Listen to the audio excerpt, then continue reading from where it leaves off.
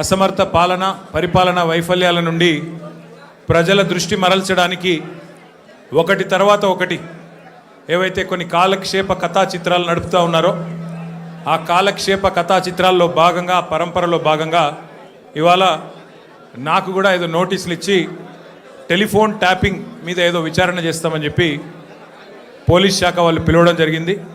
ఆ విచారణకు పూర్తిగా సహకరించి దాదాపు 7-7:30 గంటలు వారు అడిగిన అన్ని ప్రశ్నలకు కూడా సమాధానం చెప్పి నేను మీ దగ్గరికి వస్తూ ఉన్నాను. మొట్టమొదటి మాట ఏమంటే నేను వారిని సూటిగా అడిగాను.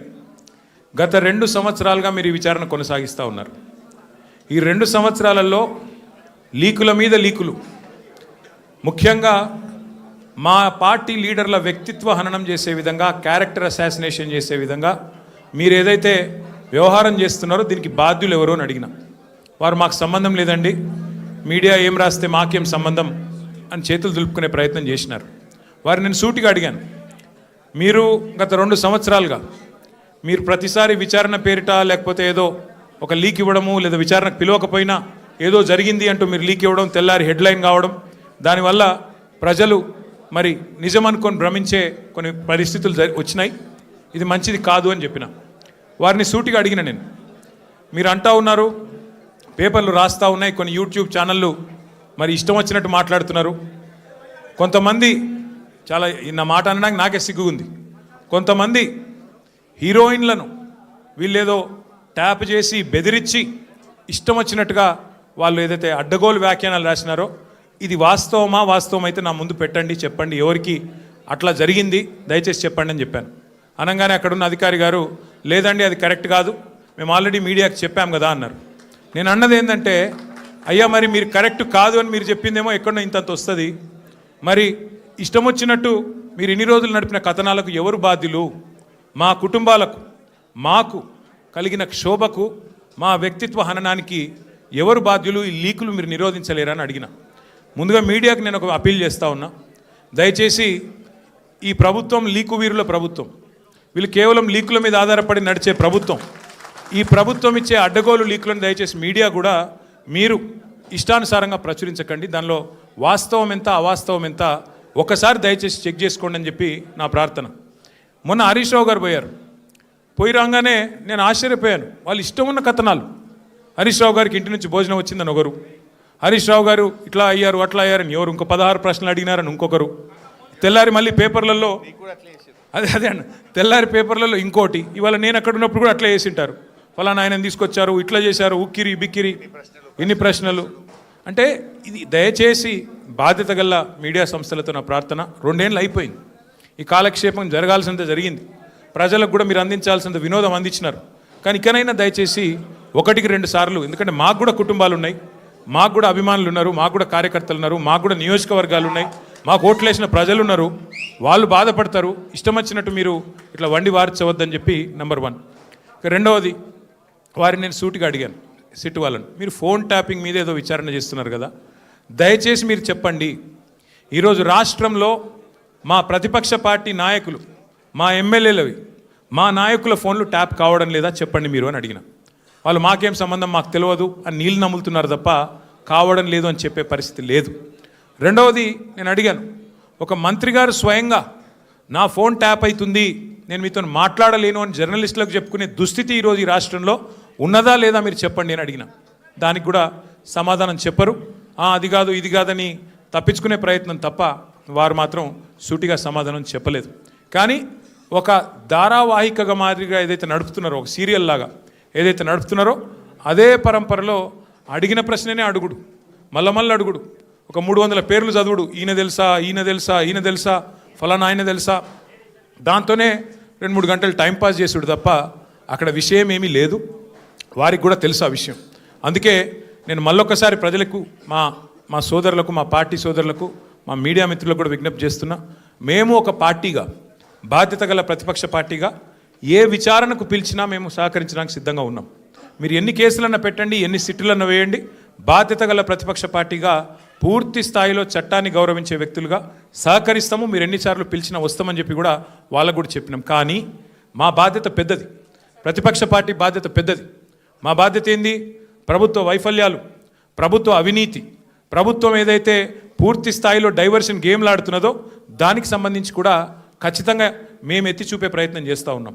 ఇవాళ సింగరేణి టెండర్లలో దొంగలు దొరికినరు, సింగరేణి టెండర్లలో ముఖ్యమంత్రి మంత్రుల మధ్యన వాటాల పంచాయతీలో దొంగలు దొరికినరు అని చెప్పి హరీష్ రావు గారు ప్రెస్ మీట్ పెట్టి ఆధారాలతో సహా ఇస్తానని చెప్తే కూడా ఇప్పటి వరకు ఉలుకు లేదు పలుకు లేదు. సరే మీరు సిట్లు వేస్తున్నారు, వేసుకోండి, కానీ మరి ఇవాళ మేము అడుగుతున్నాం, ముఖ్యమంత్రి అనుచరుడు అత్యంత సన్నిహితమైన వ్యక్తి, అట్లాగే మంత్రి గారి ఓఎస్డీ మధ్యన జరిగిన పంచాయతీ 300 కోట్ల రూపాయల కోసం ఒక పారిశ్రామికవేత్త తలకి తుపాకీ పెట్టినరు అని చెప్పి కేసు రిజిస్టర్ అయితే దాని మీద ఎస్ఐటీ ఎందుకు లేదు? స్వయంగా రెవెన్యూ మంత్రి కొడుకు ఇలా భూ కబ్జాలు చేస్తూ గూండాలను తీసుకొని స్వైర విహారం చేస్తుంటే దాని మీద సిట్ ఎందుకు ఉండదు? అట్లాగే ప్రభుత్వ సొమ్మును, ప్రజల సొమ్మును ఇవాళ ఈ ప్రభుత్వం కొల్లగొడుతున్నది, కాంగ్రెస్ పార్టీ నాయకులు కొల్లగొడుతున్నారు, ముఖ్యమంత్రి బావమరిదే కింగు పిన్ను అని ఆధారాలతో సహా చూపెడితే దాని మీద ఎస్ఐటీ ఎందుకు ఉండదు? అట్లాగే HILTP అని చెప్పి పారిశ్రామిక భూములను కొల్లగొట్టి 5 లక్షల కోట్ల హైదరాబాద్ ప్రజల ఆస్తిని కొల్లగొట్టే ప్రయత్నం చేస్తుంటే దాని మీద ఎస్ఐటీ ఎందుకు ఉండదు? కేంద్ర ప్రభుత్వ పథకమైన అమృత్లో ముఖ్యమంత్రి గారి బావమరిదే కింగ్ పిన్నుగా ఇవాళ కేంద్ర ప్రభుత్వ పథకంలో కూడా మరి అర్హతలు లేకపోయినా టెండర్లు కట్టబెడుతున్నారని ఆధారాలు కేంద్ర ప్రభుత్వానికి ఇస్తే దాని మీద సిట్ ఉండదు. అట్లాగే ఇవాళ ఒక AICC సెక్రటరీ గారు డైరెక్ట్గా బెదిరించారు అని చెప్పి కాంట్రాక్ట్ సంస్థ పోయి 8 కోట్ల రూపాయలు అడుగుతున్నాడు, లేకపోతే పని చేయనిస్తలేడు అని లిఖితపూర్వకంగా కంప్లైంట్ ఇస్తే దాని మీద చర్య ఎందుకు ఉండదు? ఇవాళ న్యాయం, ధర్మం, కాకి బుక్కు అందరికి ఒకటే తీరు ఉండాలి కదా. మీరు ఎన్నిసార్లు పిలిచినా వస్తాం, మీరు ఎన్ని ప్రశ్నలు అడిగినా ఆన్సర్ చెప్తాం. బాధ్యత గల నాయకులుగా చట్టాన్ని గౌరవించే పద్ధతుల్లో ముందుకు పోతాం. ఇవాళ వాళ్ళు అడిగిన దానిలోనైతే ఏమీ లేదు, వాళ్ళ దగ్గర కేసు కూడా ఏం లేదు. ఏదో ఇష్టం వచ్చినట్టుగా ప్రశ్నలు అడిగిందే అడగడం, తిప్పి తిప్పి అడగడం ఒక రకమైన హరాస్మెంట్ తప్ప ఏమి కూడా లేదు. వాళ్ళు చేయగలిగింది కూడా ఏం లేదు. I appeal to all my friends in the media as well, please, for the last 2 years the government has been indulging in massive attention diversion. Today the inquiry, the investigation that is going on into phone tapping, I have reminded the gentlemen from special investigation team, I've asked them, there have been numerous stories in the last 2 years assassinating my character personally and also assassinating the character of our party leadership, saying, stating and speculating that certain actresses' phones were tapped and something illegal was done. I asked the SIT pointedly today, I said, whose phone was tapped? Why don't you give me the information? Which is this actor who has complained to you, or the information that you have, why don't you produce it? Then the ACP there says, no, we've already clarified, no such thing has happened. But enough damage has been done to me, to my party leadership, to my family, to all the constituents of my constituency. So I appeal to the media, please treat everything that the government throws at you, every leak that is given to you, with a pinch of salt. Please corroborate, please verify, please check the facts and only then publish. I also appeal to the media, for the last 2 years, this government's incompetence, their failures, their corruption is being exposed by BRS leadership day in, day out. Be it Amrut scam where Chief Minister's brother-in-law was the kingpin, or be it coal scam in Singareni where again the same gentleman is the kingpin. Let us focus on real issues. Let us focus on the failures of Congress party and Congress government. They had made 420 promises to the people of Telangana by which they got into power. Today, they have been a disaster. Their government has been a disaster. Revenues are slipping. Telangana is falling under the weight of the corruption of the Congress government. So my humble appeal to the media also is to please focus on delivery of 6 guarantees. Please focus on the misery in this administration. Please focus on the corruption in this administration. Please focus on real people issues, not these fabricated stories and manufactured stories, cooked up stories, so to speak. So my humble request to all of you, మళ్ళొకసారి మీ అందరితో నా ప్రార్థన, దయచేసి రేపు మళ్ళీ రాస్తారు. మన హరీష్ రావు గారు పోయినప్పుడు ఎట్లా అయితే ఇది అది అది ఇది అని వడ్డిచ్చి కొత్త లీకులు రాస్తారో వాటిని విశ్వసించకండి. కావాల్సుకొని లేని ఉన్నట్టు, ఉన్నాయి లేనట్టు ఏవేవో కథనాలు వడ్డిచ్చి రాస్తారు రేపు. దయచేసి అది కూడా సెలెక్టివ్గా రాస్తారు. కొన్ని మీడియా సంస్థలకే ఇస్తారు, ఎవరికి ఇవ్వాలో వాళ్ళకే ఇస్తారు, వాళ్ళ అస్మదీయులకే ఇస్తారు. కాబట్టి జాగ్రత్తగా దయచేసి మన వాళ్ళు కూడా ఎవరైనా సరే వీళ్ళు రాసే కథనాలు, వీళ్ళు పెట్టే స్టోరీలు, ఈ cooked up stories, cock and bull stories నమ్మవద్దు. మనం చట్టాన్ని గౌరవించే పౌరులుగా ఎన్ని కేసులు పెట్టినా ఎదుర్కొందాం. కానీ ఈ ప్రభుత్వాన్ని వారి వైఫల్యాలని ప్రజాక్షేత్రంలోనే చీల్చి చెండాడదామని చెప్పి మళ్ళొకసారి విజ్ఞప్తి చేస్తూ ఈరోజు సంఘీభావం తెలిపిన ప్రతి ఒక్కరికి ధన్యవాదాలు.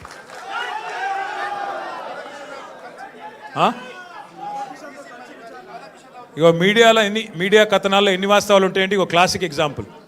ఆయన ఎవరినో కూర్చోబెట్టి నాతో కలిపి విచారించినట్టు. ఆయన ఎవరు రాని కూడా రాలేదు, మీరు చెప్పేట ఆయన ఆడ లేని కూడా లేడు, ఎవరిని కూర్చోబెట్టలే. గదే అంటున్నా, ఎవరు మనిషి లేడు ఆడెవరు లేడు. మరి అందుకే అంటున్నా, మీరు మీడియా వాళ్ళు కూడా చూసుకోవాలి.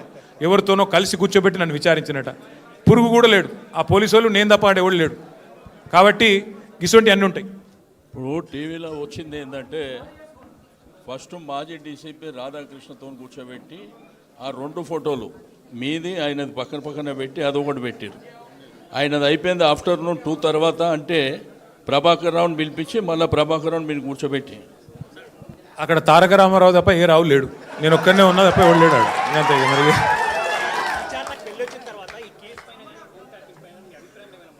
మా అభిప్రాయంలో మార్పు వచ్చింది. మార్పు ఏంటంటే ఇవాళ మంత్రుల ఫోన్లు ట్యాప్ అవుతున్నాయి, మా ఫోన్లు ట్యాప్ అవుతున్నాయి, పక్కా అని చెప్పి నిజమని తెలిపోయింది అంతే. ఇక మరి సాక్షిగా పిలిచినరా ఈనాడుగా పిలిచిరా నాకైతే తెలియదు. కానీ కాదు సోదరా, వాళ్ళు ఏమేమో అడిగిందే అడుగుడు తప్ప ఏం లేదు, విషయం ఏం లేదు. అడిగిందే అడుగుడు, ఏదో మ్యానుఫ్యాక్చర్డ్ ఒక స్టోరీ మ్యానుఫ్యాక్చర్ చేసి దాన్ని కష్టపడి నిజమని వాళ్ళు ప్రజల్ని భ్రమింపజేసే ప్రయత్నంలో, వాళ్ళ వైఫల్యాల నుంచి ప్రజల దృష్టి మరల్చే ప్రయత్నంలో చాలా బలంగా పోలీస్ వ్యవస్థ రేవంత్ రెడ్డి గారిని కాపాడే ప్రయత్నం చేస్తుంది. భయపడేటోళ్ళమైతే టైం అడుగుతుంటాం కదా, భయపడేటోళ్ళమైతే మేము రాము అంటుంటిమి, భయపడేటోళ్ళమైతే కోర్టుకు పోతుంటిమి. నేను సిరిసిల్లలో ఉన్నా, నిన్న విచారణకు ఆదేశించారు 4:30కి, రాత్రికి వచ్చేసిన, రాత్రికి బయలుదేరి వచ్చేసిన. హరీష్ రావు గారు మన సిద్దిపేటలో ఉన్నారు, రాత్రి 10కి ఇస్తే కూడా తెల్లారి వచ్చినాము. మాకు భయం ఉంటే ఎందుకు వస్తాము? Simple logic. ఎనివే మళ్ళొకసారి అందరికీ థ్యాంక్ యూ.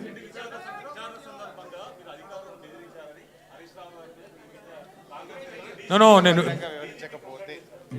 ఎవరు కంప్లైంట్ చేశారు? అయితే నేను ఎగ్జాక్ట్లీ నేను ఒకటి అడుగుతా. ఆ అర్రలో 6 ఉన్నాం, నేను బెదిరించినట్టు వాళ్ళకి ఎవరు చెప్పిండు? కాంగ్రెస్ వాళ్ళకు నేను బెదిరించినట్టు ఆడ కంప్లైంట్ చేస్తే నేను బెదిరిస్తే ఒక నిజంగా నేను బెదిరించిన మాట నిజమే అయితే వాళ్ళు చెప్పాలి, బయట పోయి వాళ్ళు చేయాలి కంప్లైంట్. కాంగ్రెస్ వాళ్ళకి ఎవరు తెలిసింది? ఎట్లా తెలిసింది? అంటే ఎంత లోపభూయిష్టంగా, ఎంత లీకుల ఆధారంగా, ఎంత కలిసికట్టుగా ఈ వ్యవహారం జరుగుతుందో, ఎంత పేకల మేడలాగా ఈ వ్యవహారం కుప్పగొల్లబోతుందో దాన్ని బట్టి మీకు అర్థం కావాలి. మళ్ళీ పిలుస్తా అన్నారు, మళ్ళీ వస్తా అని చెప్పిన. Thank you.